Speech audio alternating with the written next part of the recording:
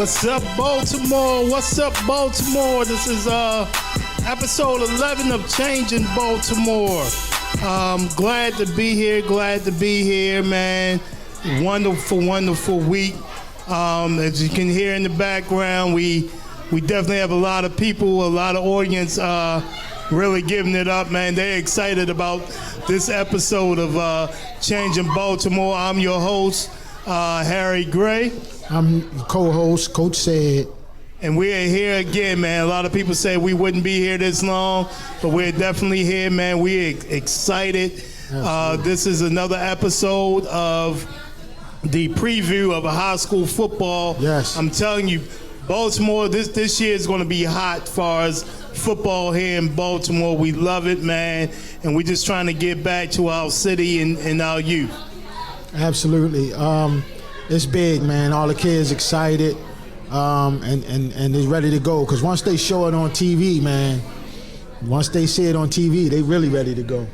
That's it, man. I mean, it's you got another week of talking and bashing each other on social media before now those pads, come on and everybody get the rumbling, man. So it's going to be something exciting in Baltimore starting actually September the 6th because the JV teams actually play that Friday. And then you got September 7th where the varsity teams really, truly kick off, man. So we definitely excited of bringing things to you guys. And we want you to enjoy this season, this episode of what's going on as far as changing Baltimore. One of the things we said that we're going to always try to talk about the positive. We're going to get away from the negativity. We always talk about the murders. We always talk about the crime. We always talk about sometimes how ignorant we are as people. So we know that. We're not going to call you out. So we're going to just try to highlight what we do, best in Baltimore and try to uplift everybody. Absolutely. So definitely we want to talk briefly, very, very briefly about opinions. I think opinions are something that has been a topic of discussion this past week. Everybody has an opinion, and you can't get upset over someone else's opinion. Only thing you can do is draw your opinion of that person's opinion. So if I say the sun is, in my opinion, I believe is orange, you can't get mad at me and say, well, no, it's not orange, and he's literally a fool for saying that the sun is, that's my opinion. So we feel here in Baltimore that, hey, you know what? I'm a better baseball coach than the next guy. Mm-hmm. And I'm working with less than what those guys are working with. That's my opinion. Right. So you can't get on me about my opinion. But I get it. I understand it. Here at Changing Baltimore, we're trying to change the culture. We're trying to change Baltimore City. So if anybody's ever offended about what we talk about, how we talk about it, again, you can call us and voice that opinion. And that's 410-417-7067. Hey, we want you to call. We want a dialogue because that's the only way we're going to get better. So again, honestly, we are here, man, whether you're coaches, whether you're parents, whether you're players, we're trying to improve, and the only way we are going to improve is through dialogue. Coach said. I totally agree, man. And as the co-host of the show, if I say something off air, that's just my opinion. I know I'm entitled to my opinion, but don't take my opinion personally. And just like Coach said, if you have an opinion, then voice your opinion based on what my opinion is. But other than that, it's football time, and we ready to go. It's football season. It's trash talking going on, and we can understand that. But let's just keep it professional and be classy about it with a little integrity. And but other than that, it's all good. Baltimore. We'll be right back with segment 1. We love you, changing Baltimore.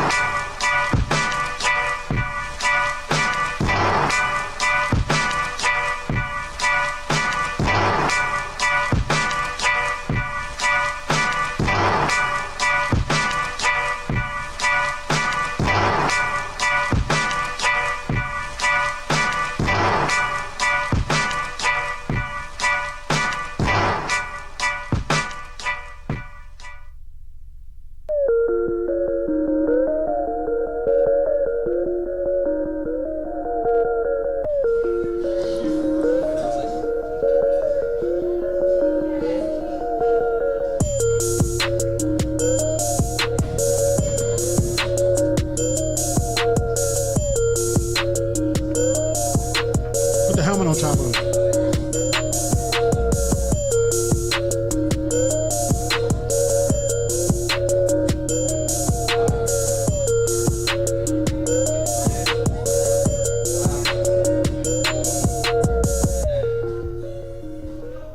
Welcome back, Baltimore. Welcome back. Again, episode 11. Want to talk about our sponsors, Brainstream Media, Tone Drone LLC, and Mo's Favorite Seafood on Pulaski Highway. Without those guys, this podcast, Facebook Live show will not be possible. So I want to thank you from the bottom of my heart for you guys really giving back to changing Baltimore. So, well, guess what, baby? We will, baby. We will. Just make sure you support. Love you. So again, what we're trying to do, again, one of the guests said, take it to the city. This is all about the city. So our first guest, we have Coach Jason Williams of the Southwestern Sabres. How you doing, Coach? I'm just doing fine. Fine, Coach. Doing good today. We about to talk about the Southwestern Sabres this year. A small school that is really nestled in Baltimore that nobody really talks about, nobody really knows. And again, with this show, this is what we're trying to bring out with the small schools. Just going over the records for the last couple of years. 2018, not so good, 0-10. 2017, 2-8. 2016, 3-7. So, it's been a little struggle, but tell us about those struggles, because one of the unfortunate things that you guys don't have, you don't have a lot of numbers. So definitely talk about the program and what you're trying to do to change this trend. Well, I feel good about this year. I think during the off season in the spring, we focused heavily on academics. And we started with the kids studying early, getting study halls so they would already be eligible coming into the fourth quarter. So we had a good season during off-season training with weight training over the summer, just workouts and being involved. So, again, right now, how many kids are you actually looking at right now, and how many returners? Returners, we probably have about, I'd say about 8 or 9 returners from the team from last year that probably give us some help. Looking to get a good amount of help from, we got a transfer kid coming in, and we have a couple 8th graders moving up from our middle school program that probably make a big difference, like about a good 12 kids. So we're looking roughly right now sitting at 20 kids without those 12. Okay. So I think, one of the key things to building the program is the young guys, the JV programs. How's that coming along there? Or is it something that, you guys still are in transition trying to really build? Well, that's the big challenge for our program. We never really have the numbers to have a JV program, so our kids really got to come in and just jump right into the pot and start working at the varsity level as ninth graders. So we get our bumps and bruises, but I'm starting to see with a lot of the returning kids, the experience is starting to pay off. So the juniors are being the leaders in the locker room and on the practice field. We should be out there early. These are things we need to do to get the victories in the fall. So I'm starting to see the transition where the younger kids are starting to learn and be leaders. Well, they say, Coach, say mercy for the weak, right? And I know I coached against you at Ben Franklin and when you was at BDJ. And you guys had a classy program. You was a class act, or is a class act, coaching. And but I just wish that Baltimore City would let them upcoming programs kind of play each other, so they can I don't think they should throw us to the wolves, because I know my first year at Ben Franklin, they kind of threw us to the wolves, man, and it's kind of rough, and it kind of deters the kids from really coming to play until you kind of build a program. So with saying that, I wish you luck. Thank you. Because you're going to need it. I definitely appreciate that.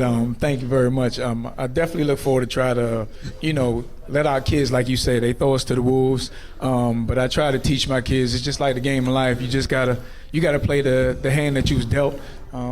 We do wish we can stay in probably a conference where you can get some games to build confidence, but hopefully the kids from the past years, they learned from getting handled, and hopefully coming in with this program, I got some kids that'll buy into what we're trying to sell them, and become better players, but overall better individuals. Yep. Yeah, so I know Southwestern used to be a 4A, even though they did not have the student population to be 4A. What classification are you guys in now? Right now we're classified as a 3A, so they really just had us drop probably just one class. And that's a disadvantage.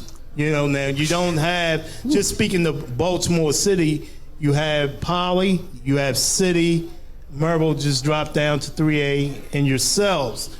I know they actually have taken away 1 week in the regular season to add, I believe it's 4 extra teams in the state playoffs. But, looking at those guys, trying to compete against those guys just from Baltimore City, does that kind of help or hurt you in your quest of even trying to make the playoffs? Well, I think it does a little both, but I believe the kids are buying into the fact that you get to play the better teams now, so you're getting a showcase where you'll be able to play against a Poly or a City or a Dunbar, and you may get those bumps and bruises year 1, year 2, but you'll be seen now. And in some way, I definitely have an opinion. We just talked about opinions, right? I got one. I think it's a good thing and a bad thing how they actually did the schedule, because it has your smaller teams being able to play on, I guess, the big stage, going and playing on turf fields. I think more your upper echelon teams sit back and they have the field turf. I know Douglas has field turf, but the other schools pretty much have grass. You have Dunbar, you have Poly, you also have Merville that have lights. So if they cut those lights on, then I think, granted, I think that would be, good to actually get you guys to really play under that circumstance. So now when they, like you said, when they become juniors and seniors, that's not a big stage for them anymore. It's just the norm. Correct. I agree with that. And at the same time, when you might say it might be a bad advantage, I think it's an advantage to me, because right now going into almost every week, everyone might be overlooking us. And that's to our advantage. Some coaches and players that played us in the past, we're going to be a different team, just the way we approach the game and the way we play. Yep. So, again, cutting it down to 9 games, are you, for that or against? Because, again, my opinion, and I know everybody doesn't want to really hear my opinion, the state playoffs I think it's good, but I think once we improve Baltimore City more, I think then we can kind of look state playoffs. And the reason I say that, we've been part of the state association since 1992, and there's only been 2 schools from Baltimore City that has won a state championship. So we even go back to all those records. Baltimore City actually has a losing record in the state playoffs. So, for teams that have not made it, teams that maybe might be 5-5 and just miss it by a point, what's the consolation for you guys? So you guys coming into the season with, let's say, not a lot of expectations, but you go 5-5. That's, for you guys, that's a win, but what's that constellation for those kids? Should we do a Baltimore City playoffs since we got so many teams? I just think, we some way, somehow kind of need to give back or do some more things for Baltimore City. I think we are the biggest entity, I believe, in the state. And I think the state needs us more than we really need the state. I think we open up scheduling, we can do our things. We can see some of these matchups like a Dunbar St. Francis that may not hamper what they're going to do as far as the state playoffs. You may see a Southwestern and Carver Hall, some things that will expose our kids to a lot more than what we're doing right now. Well, I guess my view on the schedule is I kind of think a little bit what my opinion is. Initially I was against it, but with improving Baltimore, I think that is with us. I don't think the state should have anything to do with improving Baltimore. If we change our mindset and build what we want to do in Baltimore, because I honestly think we have teams that should win state games, that should be in a state championship game by the way the playoffs is controlling, where you may have who's the away team by the strength of the schedule will make a difference. And I think the changing of the playoffs kind of made a difference to where if they let Baltimore beat each other up, then hopefully we'll be able to play the team that's either not as good or the team that's hurt after they play each other. Because when you look at it, I look at it across all the boards, so not just football. So when I see to where you look in basketball, in past couple years, we've dominated in state championships. So I think what the state was trying to do, in my opinion, is try to make it to where the good guys of Baltimore City beat each other up. So by the time they get to play them, you'll get a better chance at beating a Baltimore powerhouse instead of, playing another team. That's kind of what I see. Because I think that when the teams that win the Baltimore City championship, I think it's almost frowned upon. It's like you never really hear about it. Like I gotta ask somebody, well, who won the Baltimore City championship? And it's tough. That's really tough. And I know when I was coaching at Poly, and by the time we got finished with Dunbar, Edmondson, and City, we had to go into the playoffs, and we was banged up, man. It was tough.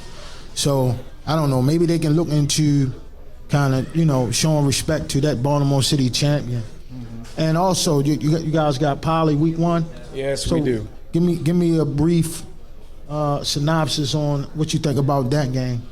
Well, our kids are looking forward to the game.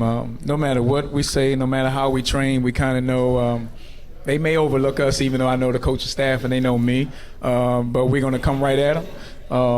We're not going to try to run anything tricky. I'm a straightforward coach. I'm going to come at you, see what you're going to give me, and we're going to put our kids in position to make plays. If they make plays, it should be a good game, and they know it's going to be on them.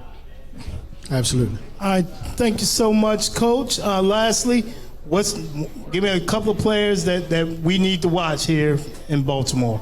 I spoke briefly of him. We have a sophomore transfer from Perry Hall.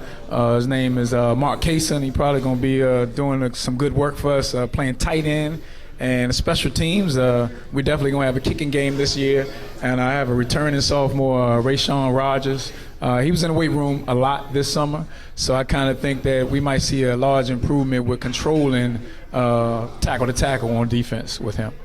All right, thank you so much, Coach. We'll be right back for segment 2 right after this brief break. Thank you. Thank you.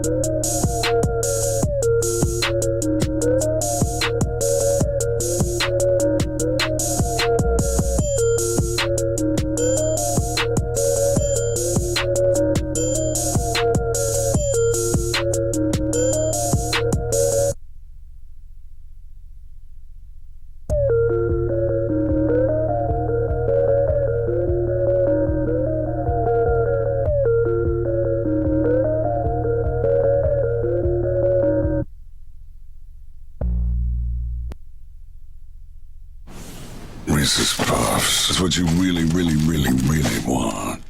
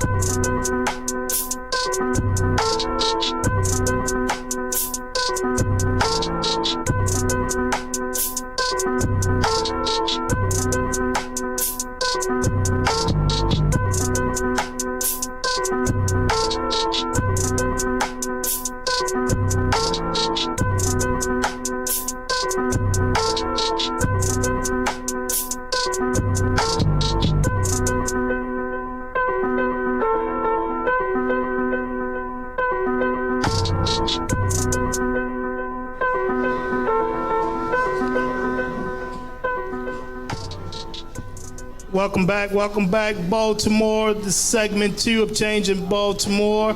Want to bring here to the microphone the head coach of the Douglas Ducks, Mr. Coach Alonzo Lee. How you doing, Coach? Doing well. Yeah, all right.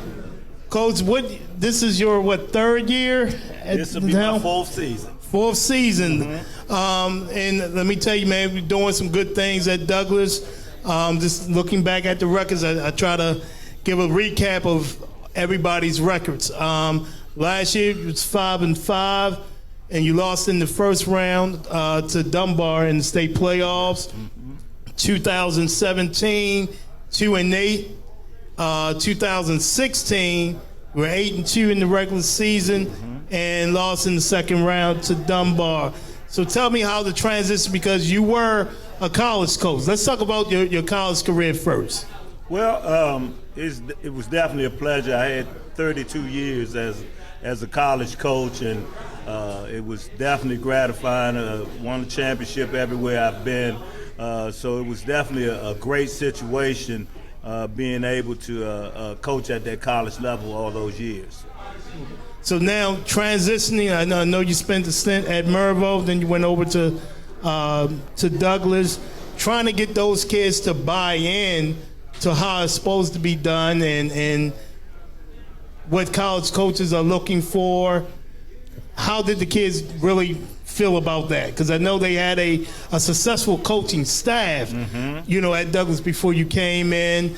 Then, of course, the transition to get those guys to buy into what you want over at Douglas and what's needed to win. What was the, kids Thank you. Well, it was definitely a transition.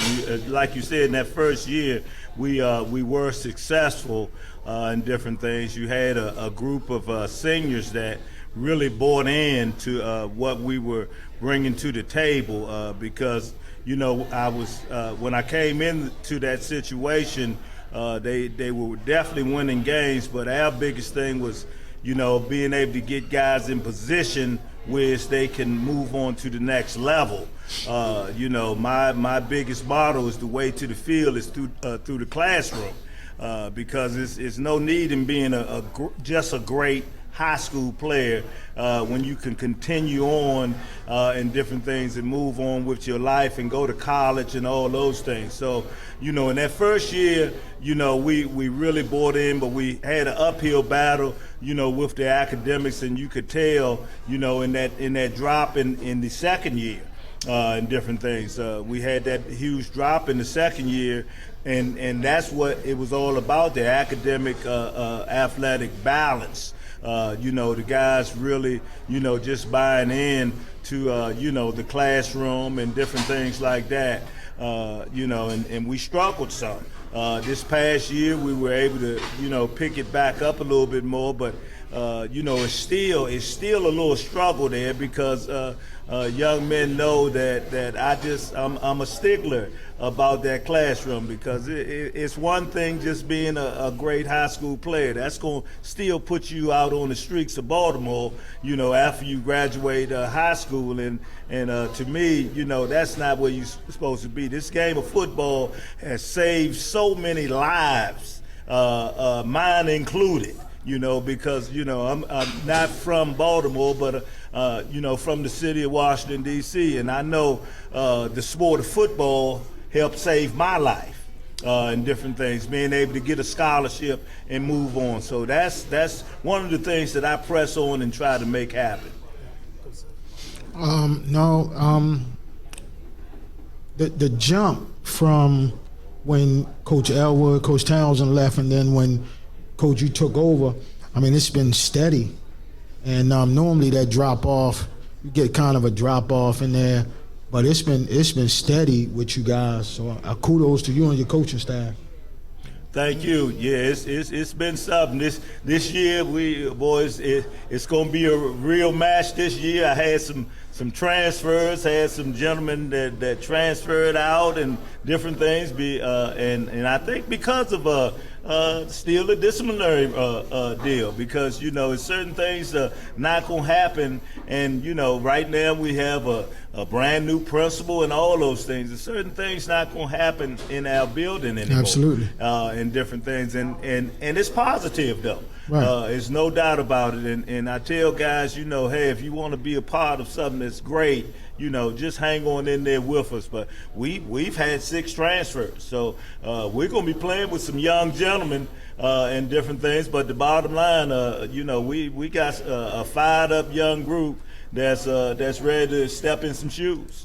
Absolutely, Coach. You got to coach him up, right? That's right. Yeah. So give me a couple of key players that, again, we need to definitely watch out for this upcoming season. Well, my big two, really, Omar Jackson. He's a linebacker. He plays some offensive tackle for me. He's going to be an outstanding one. Cornelius Miller. Both of those guys played both sides of the ball for me last year, and they're doing a great job with their leadership role. We were able to get one transfer and whatnot, and I was glad his mom works at our school, and it was great for him to come on home with his brother. It's actually Cornelius' brother, and he's an outstanding 10th grader. He's going to be a monster. His name is Kevin Carter. He's going to be a pretty good one. And then I got a young freshman that came up last year and started for me at defensive end last year. And he'll be a 10th grader this year. We played him in the backfield against Dunbar in the playoffs, and he's just a guy that doesn't miss a workout. These guys, and I can say it loud because you have a stigma of guys that okay, we're going to miss this day, we're going to miss this practice, we're going to go to this. These guys are consistent, coming to practice, going to class, and doing the things that need to be done to be successful on and off the field. And that's the biggest key. All right, Coach, who do you open up with week 1? They're in the room. I'm watching these guys. They're watching me over there. But we open up with Ben Franklin. He's a good friend of mine, Coach, good friend over there. And I tell you, we're looking forward to an outstanding game. Sounds good, Coach. We'll see you week 1. Thank you for coming on, changing Baltimore. Sir. Good luck in the year. Good luck, Coach. Appreciate you having me. Thank you. We'll be back right after this message.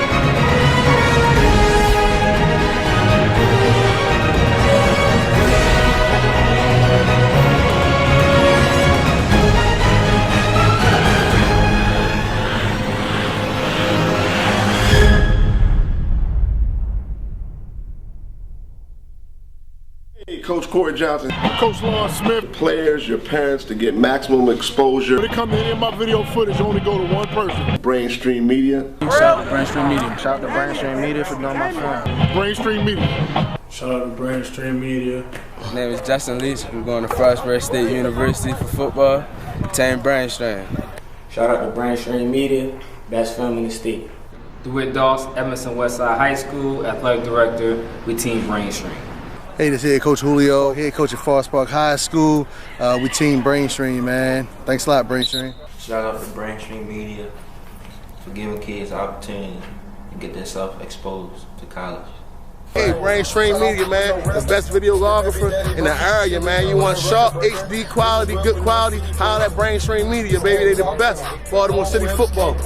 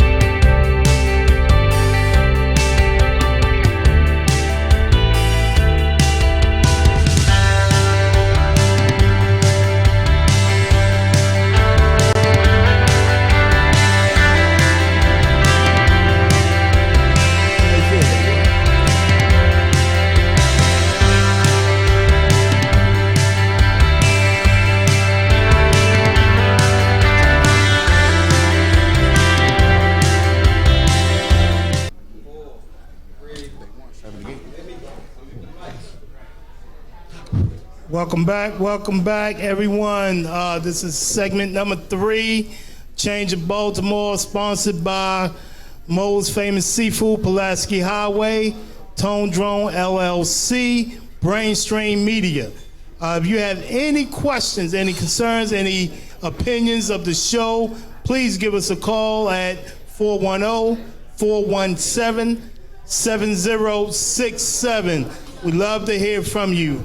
We'd love to again, we are highlighting everybody in Baltimore City. We got 2 programs on here that I think is some of the best kept secrets in Baltimore.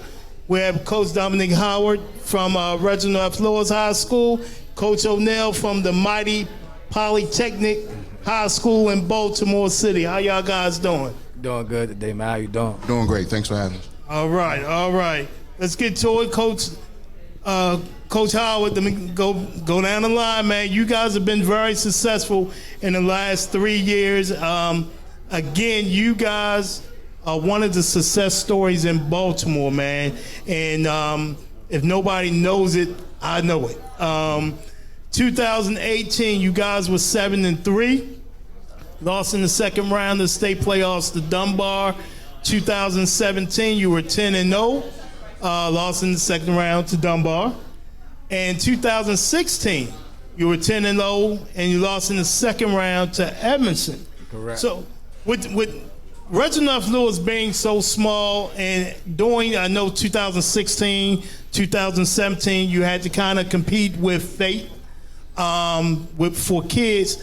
How have you guys kind of really stayed relevant in Baltimore City? Man, I think the kids just buy into what we're trying to do at the program. They come to practice. We get a consistent like 18 to 20 throughout the summertime, and they just come out there and work hard, and they just believe in themselves and believe in the program. And you got 2 players here, 2 senior skill position players. You got Gartrell Johnson and Rodney Myers. How y'all guys doing? Come on, don't be shy. I'm doing good. All right.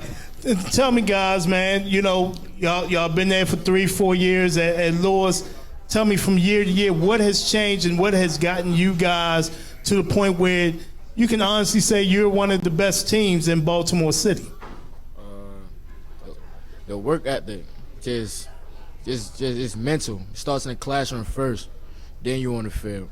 And everything is a consistent grind. Just fighting for what you believe in, trying to make it to the top. All right, Mr. Mars.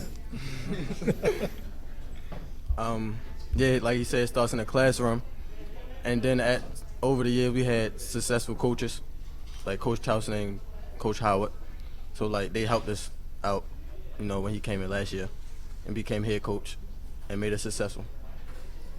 So y'all are one of the swag teams in Baltimore with the different helmets, the different uniforms. How much of a draw was that to Reginald F. Lewis for y'all? Because I know in Baltimore, that's all we care about is swag. It's not just about looking good. You gotta play good too. Like you can't just go out there and look good and just be a trash team. It's all in one. Sometimes they say, man, hey, you can't beat them, you better look good. But you guys, again, have done great things on the field. And honestly, to have this consistency, that means you guys are doing it in the classroom also. So that means that base is coming back each year, which is tremendous. And you guys are part of that Northern High School. You know, a lot of people did not know that Northern it closed down. It had 2 separate parts to it. So I know you guys are getting some of the alumni. You have actually kind of, show homage to those guys at homecoming by wearing their colors. So as a Northern grad, I want to thank you guys for doing that. And I know a lot of Vikings are out there watching now. Coach O'Neill from Poly, we didn't forget about you. Let's talk about the Engineers. 2018, 2-8, 2017, 3-6, 2016, 5-5. And in those 3 years, what is the record against City? Because I think that's a lot of what alumni and people want to know about is we don't care about the record during the course of the year. What did we do against City for those 3 years? So tell me what's going on at the Engineers house. Well, the big thing that's going on is, I took over the program last year. So a big of it was a transition. That first year is trying to change the culture of what's going on from one coaching staff to a new coaching staff. So that was that 2-8 was some of the growing pains of you know, that first year. The last 3 years, we are 0-3 against that other school. I am an alum, so I still carry that poly pride with me. But those first 2 years, we had some nail biters with a double overtime and then a strip run back at the end of the game. So both games were competitive and close. Last year, that was, in the rain. Nice game at night, first Poly City game held at night at Morgan Stadium. So it was a different ambiance, a different atmosphere. So everything was nice except for the game. So we got to make sure we work on that and change that. And yes, everybody wants that city win, and that's always number one. That's the number one goal. And number two is giving our best effort when we get out there to be successful. Well, I coached at Baltimore Polytechnic for 6 years under Coach Wren's regime, and I just want to say, Coach, you got a tough job over there. It's almost like coaching an Ivy League college. I mean, the kids are just so smart, man, and they articulate, and it's almost like coaching robots. You know what I'm saying? But that's a tough task because you can't really recruit because, of the composite score and them having that 670 now, I think it is. On paper. So I understand, man, and again, kudos to you and your coaching staff, but that's a tough job, man, especially when everybody not really following the rules. And I'm going to just leave it. Opinion again. Opinions. We all got them. Now, Coach, want to talk about, and this goes question for both coaches, so I definitely want to hear from both coaches. Your kids, your seniors, they're going to college. Mm-hmm. And again, they always say, if you're not from this high school or that high school, you're not going to college. Mm-hmm. Let's talk about the kids that both of you guys have actually seen, that's been through your programs, that actually are now in college. Okay. Well, our most recent would be a dynamic receiver by the name of Tyrese Chambers. He graduated from us 2 years ago. Right now, he's at Sacred Heart. So he got his full ride there, fully qualified there. He's doing well, sending me film, asking, questions about not just football, but also about class and things of that nature. And I know he sends a lot of guys, probably that's in the room, I know he sends you his highlights from practice and things. So he's doing great. The academic piece is there, which, isn't usually a struggle at Poly with those kids. We really push the college piece. Me and my job outside of here, I work for a College Bound Foundation, so that's what I do. I push the NCAA eligibility, the right classes, the right credits, the certain SAT scores, all those things. So it's not just about football, it's about the academic piece as well. Yep. Coach Howard? Well, for me on the college part, we always going to do, as a coaching staff, the best that we could do and as much as we possibly can do. But it go three ways. It got to be the parent. The parents got to have a part, and the student actually got to want to go. So we got a couple kids in school right now, like Kayvon Kingsborough, Daquan Benjamin, that's at Boyd. Kayvon's at Valley Forge Military. And Donye Dixon he's a great DB that's right now out in Cali at Ventura College that's getting a lot of recruits right now. So, I mean, there's some guys that just wanted to do it on their own, and they listen to the coaches. We're going to educate you about what's necessary, and then they get it done. Well, I just want to say in reference to you, Coach Nick, I've been watching you, man, for a minute. Ever since you started coaching and coaching over there with Elwood, and I just want to piggyback off what I said about the coach from Douglas, and it hasn't really been a drop off, right? But I've been watching you over the past years, man, as a young coach, grinding, and it's a lot of integrity. A lot of class, man. Kudos to you, man. I appreciate it, man. Yeah. I try my best. Coach Nick, so who you guys open up with week one? We open up with Forest Park week one. Okay. Coach O'Neill?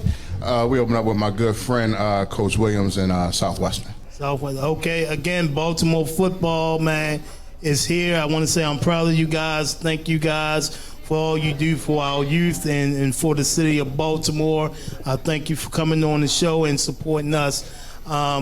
Definitely we'll have you guys coming on again throughout the course of the year. All right, thanks. Appreciate it. Thanks for having me. Thank y'all.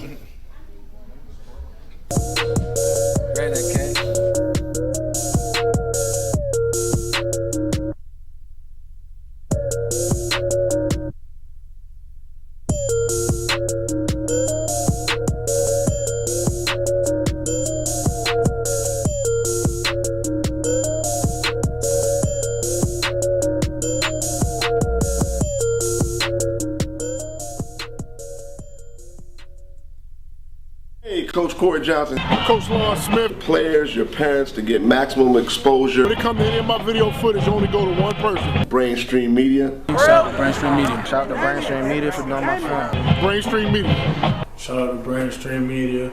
My name is Justin Leach. We're going to Southwestern State University for football.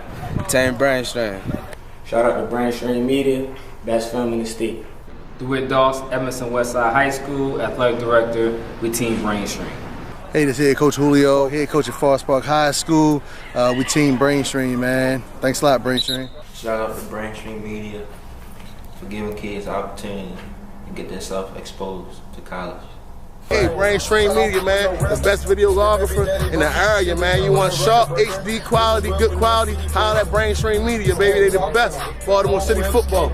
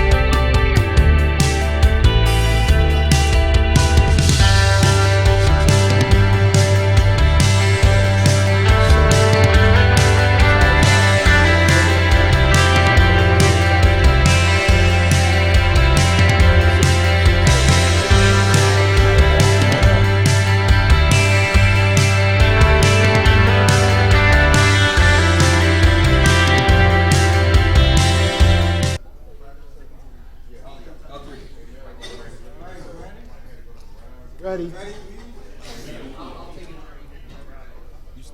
No, the jersey and the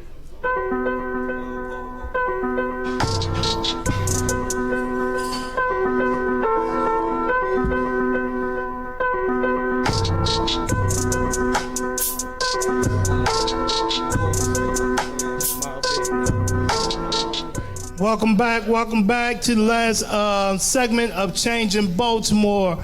We have coming here tonight, man. It's plus they brought a lot of people with them. Glad they did. That means they're really supporting Changing Baltimore. I wanted to introduce everyone to Coach Trevor Walker of the Carver Bears. Yes, sir. Yes, sir. Thank you for having me. Thank you for having me, brother. All right, let's introduce everybody that's on here. Let's go from my right all the way around. It's my guys now. My name's Stephen Williams III, and I'm a senior. Jawan Jeffries. Tyon Moore. Tajon Curtis. Here, right here. Elvondo Thomas. Markel Ross. My name Ryan Maltsby. Lee Trey Bond. All right, and these are some of the members of the Carver Bears, man. We're gonna get right into it, man. Last year, Carver was 5-5. Mm-hmm. 2017, 6-4. Mm-hmm. 2016, 1-9. So again, they improved. So what's so dynamic about the Carver Bears this upcoming year? I know during our initial conversation, said these guys were getting up 6 in the morning coming to weight training. Yes, they were. And I'm gonna be honest with you, to get young African American, teenagers up that early to get that work in, man, my hat goes off to each and every one of y'all, which means you are going to be successful. Yes, indeed. Because you're putting the work in. But tell me, what did you do for them to buy into what you're trying to get out of them? To be quite honest with you, man, we have a team motto ourselves for God Family Football. A lot of people don't like to put God first in their program, but I took it over in January, and when I took it over, I wrote a letter to God, and I gave the program to him. And I asked him to guide us in the way that he would have us to go. And part of that was just praying that the young men would buy in, and when we got together, we set ourselves a goal. And the initial goal was that we want to put the work in if we want to be successful. Because the only time the word work comes before, or success comes before work is in the dictionary. And so therefore we had to put the work in. And so these young men, when I met them, I knew they had talent. As you can see from the record, the 5-5, the 6-4. Granted, I wasn't a part of those records, but what you watch in the film is young men that were close. They were on the brink, they were on the edge. They just couldn't break through the wall. And so myself, I'm a guy, I had my opportunity to play at Taos University. I had Coach Quentin Richards. He had the opportunity to play at Virginia Union. Coach Donnell Lewis also played at Taos University. Coach Trey played at Norwich University. So we wanted to bring that college atmosphere, that college feel to the high school team. So they bought into it. And, you know, I can say I'm honestly proud of them. We had no less than 23 guys show up every 6 a.m. So, you know, guys taking 2 and 3 buses to get there. So my hat goes off to them. These are my guys, man. Love them for that. Well, I just want to say that the Carver program, it's a great program. It's a traditional program. I applied for that job a couple of times, man, and I really wanted it. It's a great job. And being from coaching in that Sandtown area, I thought it would be great, the opportunity to coach there. And so congratulations to you, I appreciate first of all. that. Thank you. And, you know, you got your rival here. I don't know who got the cup. I don't know if they, you know, but that's a great rival. I know it's kind of second to that Poly City rivalry, but it's a great rival within itself. And, you know, good luck to you guys when y'all face each other. That is true, but we do play Lake Clifton week 1.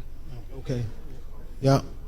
Yep. So let's talk about that rivalry just a tad bit. And don't want to get ahead of week 1, but people don't know that's over 100 years of those two schools actually playing each other.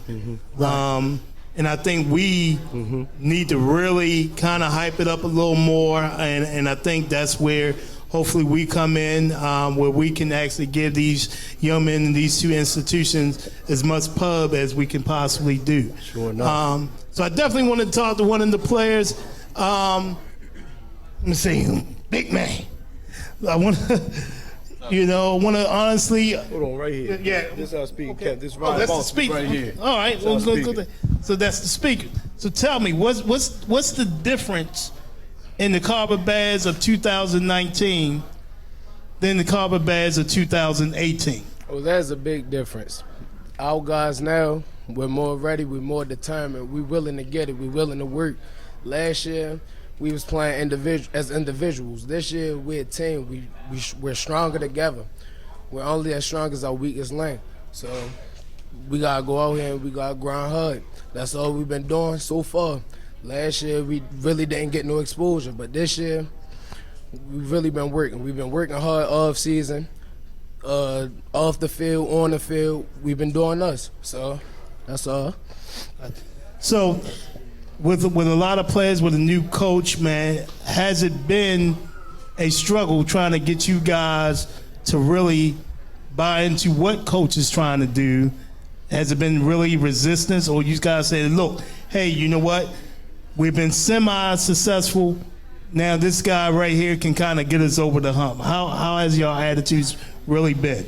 Well, you know, when someone new comes in, y'all sort of bump heads a lot because we don't know what they doing or what they trying to do. But as we got further along into our relationship as a team, we started building. That's it. We've been doing us. So Coach, again, with those 6 in the morning workouts, man, you guys became a family, man. Yes, we did. Again, I think that's very, very important to you guys. What are you really looking at, and what's your expectations for 2019? I mean, you know, I guess I wouldn't be a great head coach if I wasn't sitting here to tell you I wasn't expecting to win every game. I think we all do. But the expectation is, I told them from the very beginning, we just left our little mini camp that we had. The entire goal our first year was to become a brotherhood, to become a family, and for these young men to realize they have a purpose in life. And thus far, I think that goal was accomplished. So, you know, we're going to take this as far as God is willing to let us go. whatever his will is, we accept that. I do just want to touch real quick, as you mentioned, Douglas, man. Coach Lee is he's an awesome guy, awesome coach. Kind of taking me under his wing a little bit. He actually introduced me to the prayer line, that we actually get on the prayer line and we pray for Baltimore City, for the students here. We've had multiple conversations ourselves on trying to bring that Douglas-Carver rivalry back, just to do something not for the kids necessarily, but for that entire community, because the entire West Baltimore community needs some love. And so, with football being as big of a marquee sport as it is, we want to try and use our two teams to do that. That's why these young men are here behind me today. They're all here because they're representing, they're proud to be here. They understand that they have a greater responsibility, not just to football, but to the community as well. So they're going to stand here and represent for you. Yes, and I just feel like, me, growing up in Baltimore, all you hear about is the Poly City rivalry. So I just think that we need to promote, especially predominantly black programs, because, when, all the kids wasn't, especially our kids that looked like us, wasn't going to they was going to Douglas and Carver. So we need to promote ours, man, and so that's why I said what I said earlier. But yeah, let's talk about Lake Clifton. We can talk about Lake. How we gonna do against Lake? We're gonna do against Lake as good as we do against Lake. So right. We won't know that until we line up against them. So, Right. we're just going to prepare as best we can.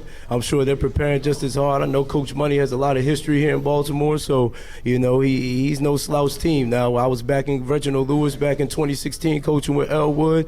They did give us a run for our money as well. So, I'm expecting a good game. And last year was a tough game. It was 12-0, and 12-0 on a couple, some scramble plays here by some of our guys. We could have did a little bit better, but it was a close game then. We're expecting the same thing this year. All right, Coach. Hey, man, I thank y'all, man. Again, my hat goes off to this coaching staff, to you young men. I think one of the hardest parts in Baltimore City is the west side of Baltimore City. Mm-hmm. And when you can literally sit back and get 20 to 23 kids to catch the bus, get up, and do something positive on a daily basis, man, you and your coaching staff should be commended, man. And sometimes it kind of brings a little tear to my eyes, because a lot of people talk a lot. And they never do. Never do. So for a young coaching staff to come in first year and say, hey, you know what? 6 o'clock in the morning, we need you there. Mm-hmm. If you want to win, we need you there. And for them to come in and say, okay, let's see what you got. Yeah. I can tell you, we had a transition at the school I used to coach at. Uh-huh. It took us 5 years to build that. And one day the kids just woke up and said, you know what? We are going to listen to everything that the coaches say. We're tired of losing. Let's see what happens. Mm-hmm. And they became city champions. Yeah. So if you guys are listening to your coaches, you guys have that same attitude, there's nothing to stop you but yourself. So again, I want to commend you guys for coming up here. Watch you guys come through the door. You came in here with pride. You came in respectful. That's what Baltimore City is about. Yes, and that's what we're trying to get to. So again, I want to thank you guys. Can I get you one last note here? Sure. Okay, my thing, because you and I had a conversation, and so the biggest thing is what we talk about, with our staff, is that you can bring a horse to water, but you can't make him drink. That's the old saying. But my problem is, who's bringing the horse to that water? So everybody says that statement, but are you doing what you're supposed to give to these young men, so that these young men actually know that they have purpose in life, that they have a future? We tell the kids, oh, you guys need to eat. Well, are you willing to go to the store and get a loaf of bread and some peanut butter and jelly to make sure they can eat? Are you willing to go get them a cup of noodles so these boys can eat? So everybody talks about you care. We talk about good teams, you talk about bad teams and bad coaches and good coaches. It ain't about that. It's about being a man and making sure that those young men that God gave you to lead are being led the correct way. And so all the negativity, that has to go. It has to go. And we as men act worse than the kids sometimes and wonder why we don't get better results. And so I'm just going to leave it at that and just say that we need to do better. God has to be first. If he's not first, you will not be successful. Well spoken, great point, and that's one of the things that we're trying to do here at Change in Baltimore. So before we sign off, don't y'all get mad at me. We're about to do the Change in Baltimore preseason power rankings, the top 7. Okay. Okay, so we know we're not in this list. That's all right. Trust me. Number 1, the Dunbar Poets. You know, they have been undefeated in Baltimore City for the last couple of years. They got some key players returning. Number 2, surprise scene, the Lake Clifton Lakers. Number 3, the Mervo Mustangs. Number 4, the Emerson Red Storm. Number 5, the Patterson Clippers. Number 6 is Reginald F. Law's Falcons. And number 7, yes, it is your Carver Bears. Oh, wow, that's wonderful. Thank y'all. Thank y'all for that. So, appreciate it. Again, number 7 versus number 2, week 1. Number 1 versus number 3, week 1. It should be dynamic. Sure do. So, again, every week we're going to do the power rankings. Every week we're going to do a coach of the week. We're going to do a player of the week. Guys are going to get trophies. So, hey, you do what you do, you'll be right back up here every single week getting, you know, what you deserve, man. So, again, hats off. Coach said. Congratulations and good luck on your season. Appreciate that. Same to you. Yeah. Thank you. This is Change in Baltimore, sponsored by Mo's Famous Seafood, Tone Drone LLC, and Brainstream Media. Thank you. Thank y'all. All right. Thank you, brother. Appreciate you.